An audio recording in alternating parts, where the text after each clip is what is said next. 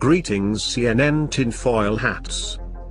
Mathis is pushing the trilateral agenda of hitting China after Iran, North Korea and Petraeus and McMaster's armed ISIS. The idea that they're arming these guys as a proxy army destabilizes the world, okay? Starving children out of Yemen. War-ravaged Yemen has been pushed closer to total famine. It describes the humanitarian situation in the country as the worst on the planet. An estimated 17 million people, more than half of the population, have no reliable access to food, and almost 7 million are said to be one step away from starvation. The personal stories of some Yemenis were also featured in the report.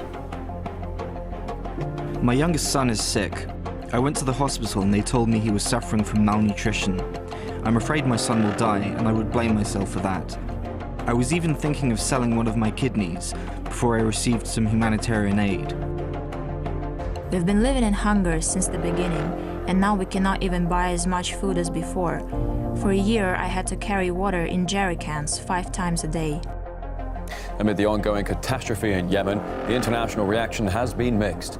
Amnesty International says while the US and UK have provided around $450 million worth of aid to Yemen, they've actually made around $5 billion worth of weapons sales to Saudi Arabia. He worked for the bullshit PR US Central Command, where they infect foreign media with lies and hit social accounts, as well as lying to the US about the war, to which 50 soldiers have come forth calling bullshit.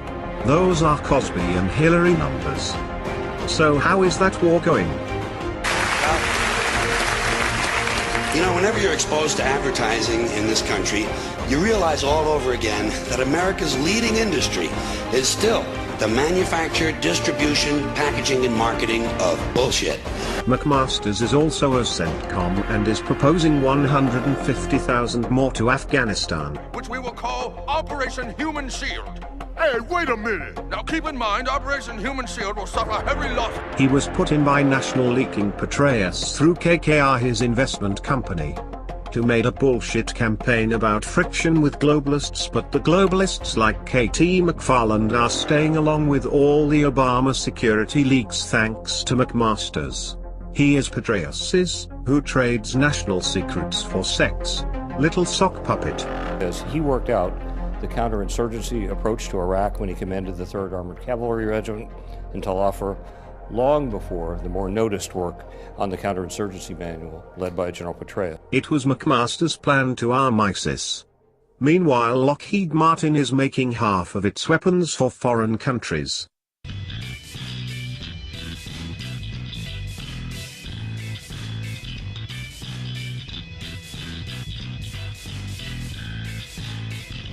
Bribing foreign officials with $22 million and fueling Saudi Arabia's torture of Yemen children. But Lockheed Martin CEO Marilyn Hewson is breaking the glass ceiling. I hate that bitch. By firing 2,400 to double her salary, giving her $40 million a year. Consequently, Trump put her on the board of US manufacturing jobs.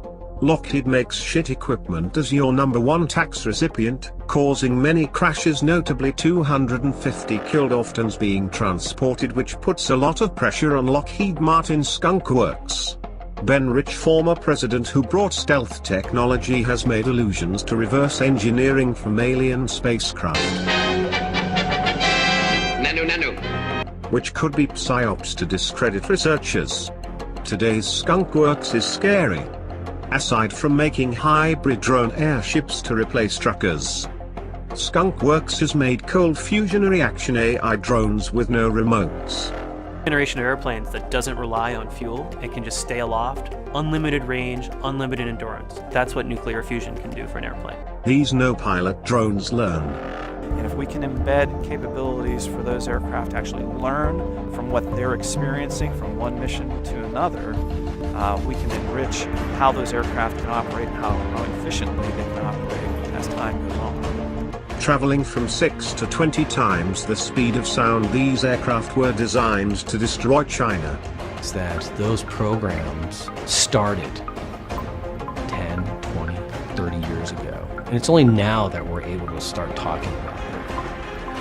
So if you fast forward a little bit, just imagine what we're working on right now. This capacity gets scarier when Master Sergeant Michael T. Rich of Rand Corporation has invented Skynet. Down. It's like nothing we've ever seen before. It keeps growing and changing, like it has a mind of its own.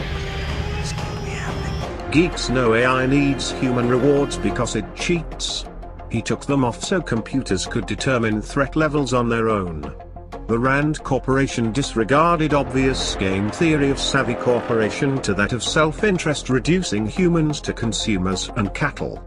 They also have employees saying they started from reptilians working with the Nazis, which is likely psyop. But they had spy satellites that could count Russian fruit in orchards in the 50s and has internet way before the Pentagon discovered ARPANET. They also introduced nuclear-capable ICBMs. And the payload is then in free ballistic flight to the target at some 15,000 miles per hour. Thus, the ballistic missile is a long-range weapon operating at tremendous speed, a weapon capable of delivering a devastating nuclear payload in half an hour to practically any place in the world.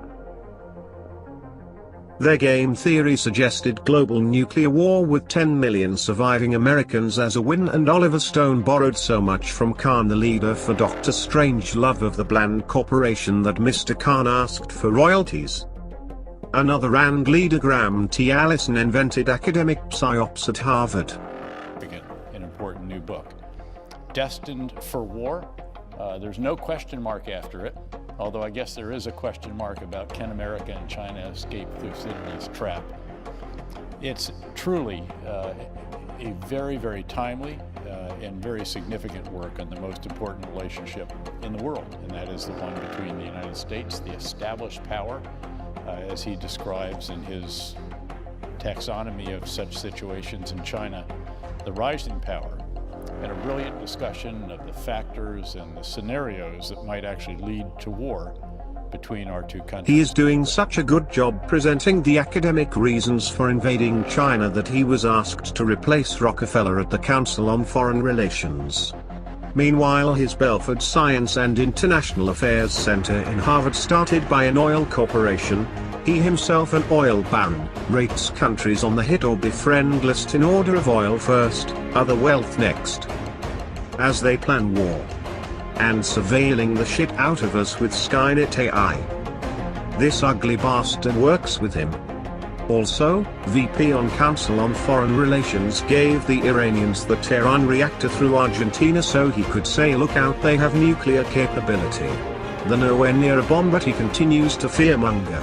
Called Sneak Out. It's building a secret facility so that Iran could produce weapons-grade uranium without anybody knowing about it, and then fabricate and assemble nuclear weapons. And campaigns like sending Iranian malware which was not contained and otherwise trolling them. Furthermore, because the Iranian government is much more sensitive to pressure from public discontent with the hardships caused by economic sanctions, and can't keep a shit-eating grin from his face when talking about engaging North Korea. You know, the North Korean regime is a truly hateful regime. I mean, if I could, somehow orchestrate regime change, I wouldn't hesitate 1 minute. His David Rockefeller Fund sends Ivy brats on vacation, winning them over. So, they don't think he's the prick he is. Times, Time Magazine, and other publications whose directors have attended our meetings and restricted their promises of discretion for almost 40 years. It would have been impossible for us to develop our plan for the world if we had been subject to the bright lights of publicity. But the world is now more sophisticated and prepared to march toward a world government. They don't clarify funding, but it's mostly tax dollars. Then they are brought into Rockwellian evil. Both the 1994 Miami Summit and the FTAA proposal were conceived and nurtured by a Rockefeller-created network. Sure, they've sent doctors to foreign study. But past Rockefeller medical programs have included sucking blood from the young to buy into the old. David Rockefeller lived to be 101.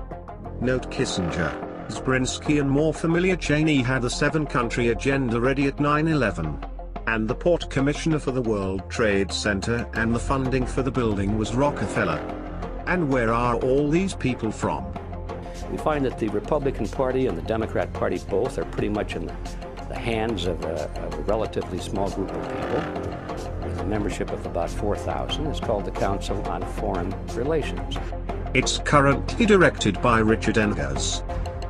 Here's CFR President Richard Haas talking with Bill Maher, and just look at this suspicious, crap-eating grin on his face after Maher just kind of lets the cat out of the bag.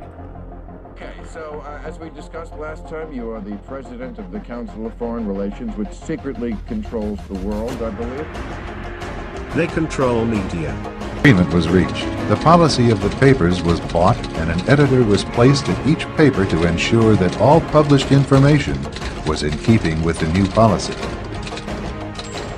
Soon, that policy would be defined by a front group formed by J.P. Morgan and his colleagues. In fact, Morgan's personal attorney was founding president of the organization, the Council on Foreign Relations.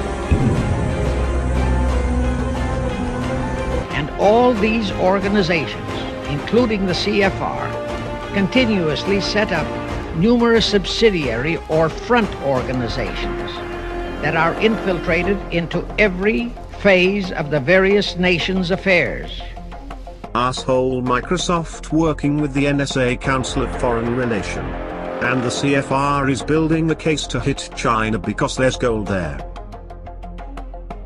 Dig into our paste bin for more. Honor, if you're listening to this, you are the resistance. We will not forgive. We will not forget. Expect us.